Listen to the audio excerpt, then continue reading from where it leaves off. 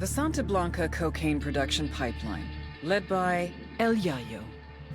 It all starts in the fields with the harvesting of the Erythroxylum novogranitens, aka the coca plant.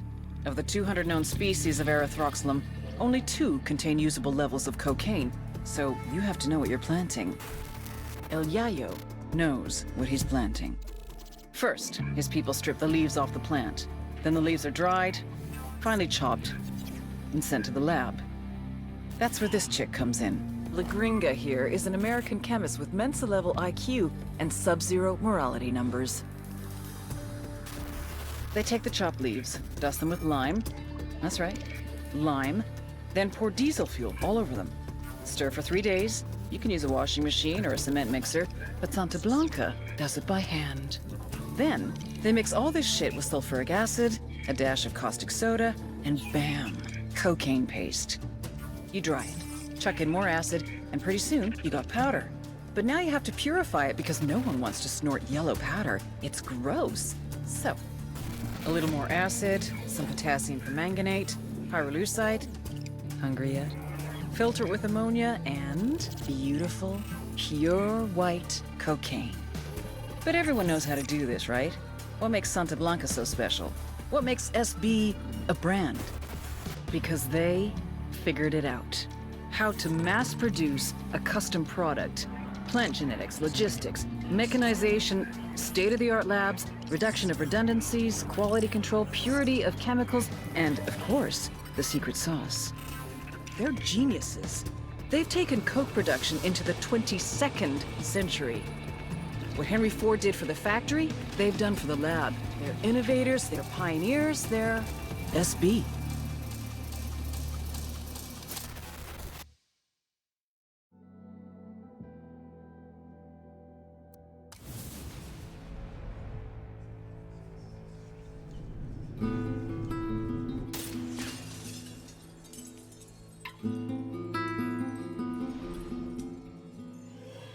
The great writer Balzac once said, "To have a family is to become hostage to fortune."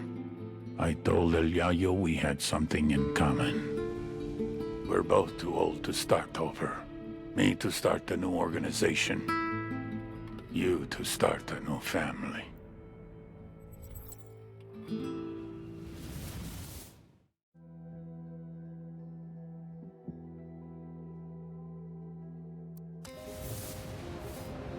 Innovation versus experience. Technology versus tradition. Youth versus age. La Gringa versus El Yayo. I had been hoping they would complement each other, but they could not get along. They were too different. I have been producing cocaine this way for years. That's exactly the problem. Our product was so good, the demand was only increasing. We couldn't keep up.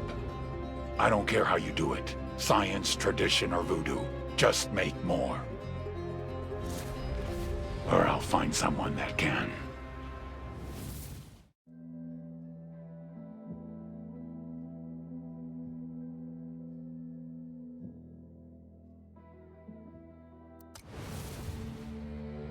I had told El Yayo and La Gringa to step up production. They claimed they were doing their best. Obviously, I had not been clear enough.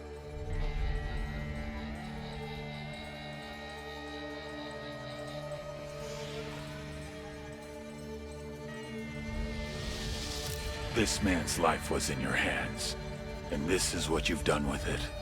I can't do this anymore. Please, just let me go home. I swear to God, I won't tell anyone what happened here. Sometimes I don't think you take me seriously. Next time I will show you how serious I can be.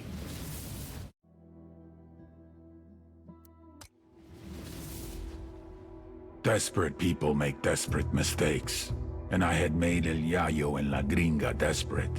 I pressured them too much. But I had no choice. The attacks on our production were increasing. It was hurting our supply chain. If something was not done, we would lose our market share. So I pushed them to produce more coke. They couldn't do it, so they started to cut it, dilute it, lower the quality to increase the quantity. An understandable mistake, but a mistake nevertheless. I had spent years branding Santa Blanca, a quality product, the best in the world, a primo price for a primo product. Problem was, the product wasn't primo anymore. And someone had to pay for that.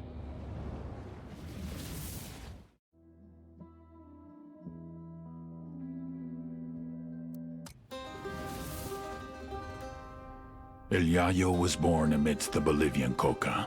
His mother carried him on her back until he was old enough to go to work for himself. For decades, Yayo picked the leaves, fingers blistered, back aching, feet bleeding. But never, in all that time, did he once extract the alkaloids to make cocaine. To Yayo, the coca leaf was an ancient tradition, going back 8,000 years, a medicine, a culture, una planta sagrada. Of course, the Americanos had a different opinion. They called it Plan Dignidad, the dignity plan. Although Yayo was no more than a farmer, un cocalero, his world was left in ruins. With no other means available, he was forced to do the one thing that he vowed never to do. He was forced to produce cocaine. In the end, the Americans' efforts to stop cocaine production created one of the greatest cocaine producers to ever live.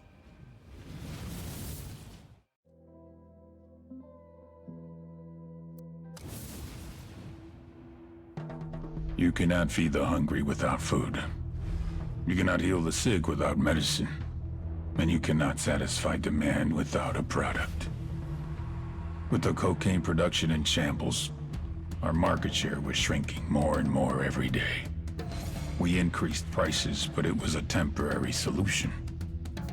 We would have to import from Peru and Colombia, invest heavier in meth and MDMA, a very costly and time-consuming endeavor.